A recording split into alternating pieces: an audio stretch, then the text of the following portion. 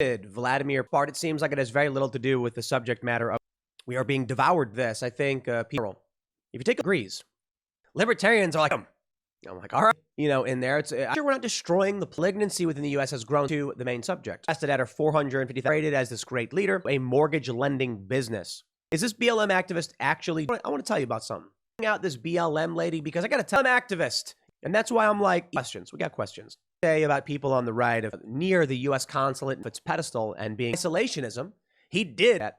But just et cetera, et cetera. I've been seeing a lot of people talk about it goes in waves, right? Especially regular people. And what I mean by that is people want those to have it. People are going to be fighting, on the hillside, and then all different. Human being who has all started with Trayvon residential buildings. Then we got my Department of Justice or Attorney Generals. We got George Floyd. Assume responsibility for that. I don't think anybody should have died in any of these. And it's fascinating because Cal Rittenhouse institution may be completely honest. Remember, I'm not, there's a guy here and he looks, it's crazy. Visible injuries.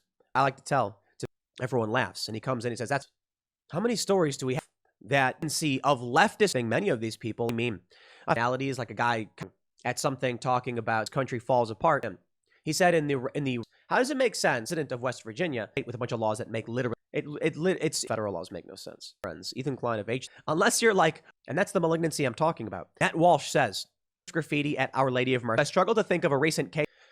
This individual, remember, 100% of the time with no exceptions and racist.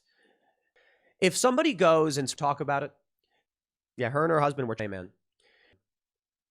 Next segment's coming up at 1 p.m.